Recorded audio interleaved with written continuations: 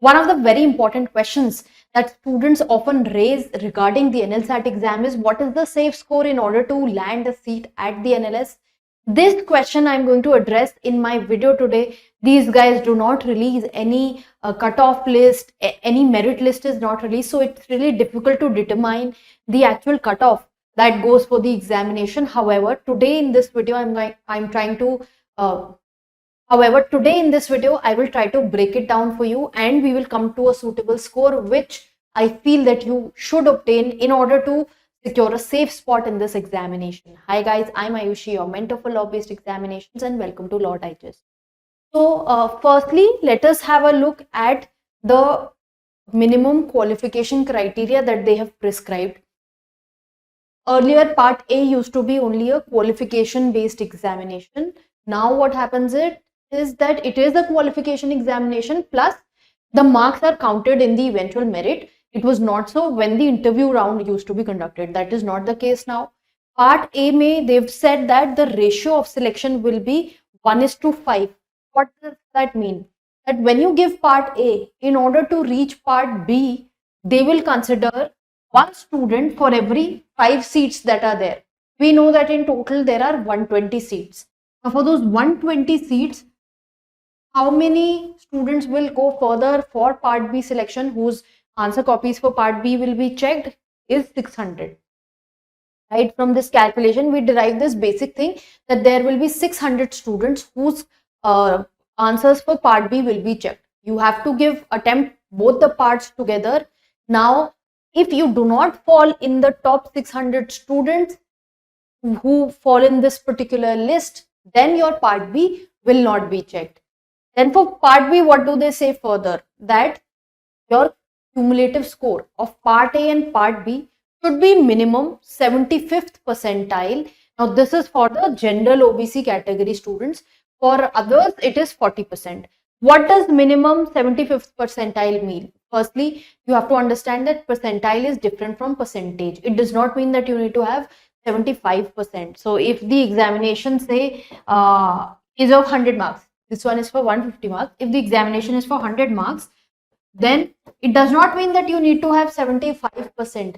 It means that whoever is the person, whatever is the top score, say the top score out of 100 is 90 or 80.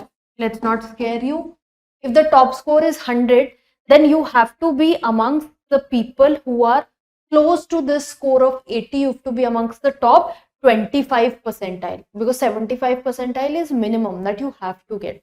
So you have to be amongst the top 25 percentile of students. Now that score can range around 80 backwards to anywhere, right? So in order to get to those top 25 percentile for general category, first let us also have a look at the seats that we have for this examination. I think this is also one of the major doubts that students have.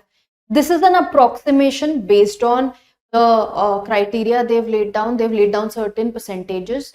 So out of 120, these seats have been divided herein. For the general category, we have approximately 50 seats in hand. For the OBC, there are 32 seats, EWS 12, SC is 18, ST 9 and PWD 6. So these are your total seats of 120. Now from these, PWD we will not count here, because PWD women and Karnataka students, they will be granted a horizontal reservation. So for example, a PWD category student can be from the general category as well, and the person can be a woman. The person can also be a resident of Karnataka. So they've specified that for these horizontal reservation will be this much. So if women are 36 and they're falling into different categories, in total 36 seats will be reserved for women. So that is how the calculation is. Now if you see here, what I've done is that general students are 50 in number, the seats will have to be 50. So the remaining seats are 550. Okay, and this is the ratio that we get, that for every one seat of the general category, 11 students are there. So in order to be in those 11 students, let us first have a look at an example of a student who's presently at NLS. Their mark sheet, on the basis of their mark sheet, let us try to see what can be the safe score. In part A, the person secured 43.75 out of 75. And this amounted to 82.6 percentile. Now, this is the year 2023. Right? So, the person, let's say the person is X. So, X secured 43 out of 75 in part A. So, they qualified in the top 600. They were in the top 600. So, maybe, we can say that to be in the top 600, you need to get 40 plus is what we are seeing here. Now, that may actually vary for your year as well, because the kind of batch is sitting, whatever is the accuracy of students, it might vary. It can happen that, you need 45 plus. So that's very subjective. So this was 82.6 percentile in the year. And for part B, the person secured 54 out of 75, and which amounted to as 99.1 percentile. So even if you will see for examinations like CAT, you need to have 99 percentile and above in order to get into the IIMs. So you see, there can be many students between 99 percentile to the top score. There can be many students, because 54 out of 75 is not that big a score, I would say. So in total, 97.75 was the marks that was secured out of 150. Now, the person also had some category reservation. That is the catch here, because even if after category reservation, they are securing 97.75 marks, for a person who's from the general category, the bar has to go really high. So what I feel is that you need to, try and secure minimum 55 and 55 in both part A and part B each, to be to be able to qualify for this examination. And for the general category, I would say that you have to be amongst the top 10% students. Whatever the highest score may be, you have to be in the top 10 students in order to secure yourself a seat. So make sure that in order to land this minimum 55, you really need to practice. It is possible in part A, because that is the part wherein there will be exact answers that will be there. In part B, it is subjective. It depends on the aptitude of the examiner as well, whatever marks they are awarding to you. I wouldn't say that the checking is very tough, because I have checked the answer copies of this person, and I have seen the kind of answers that they write. I would say that they were good enough answers. I wouldn't say they were the best answers. However, they were good enough. They were not bad. So you have to try and write good answers in order to be able to qualify here to get a score above 55, and try to reach that 60-65 bracket in order to play safe.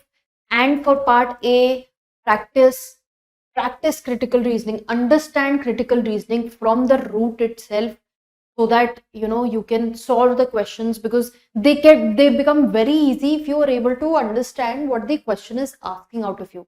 There's a lot that lies in understanding the question itself, because the question is worded in a manner that it becomes tough for a student to understand. So you have to read the question well, understand what is the question trying to say, then you try to understand the options, that which one is the most applicable out of all, considering the passage in hand.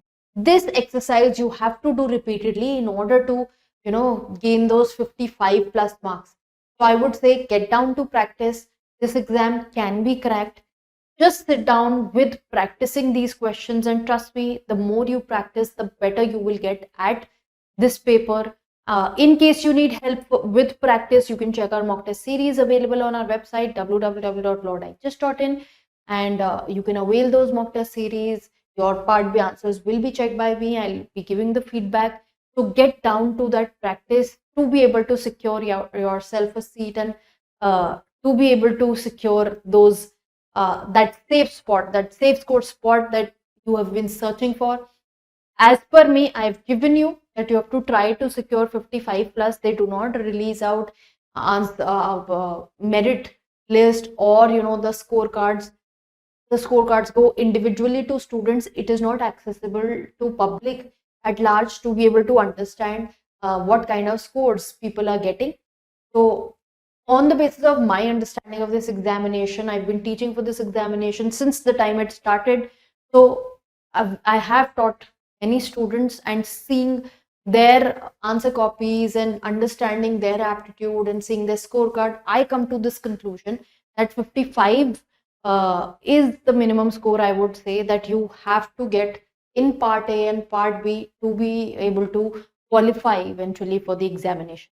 I hope I was able to address your queries. In case there is any more query, you can reach out to me. The links are available in the social media platform of the different social media platforms are available in the video description. And also make sure that you are following the channel for more such videos. Follow us on Instagram for daily legal updates.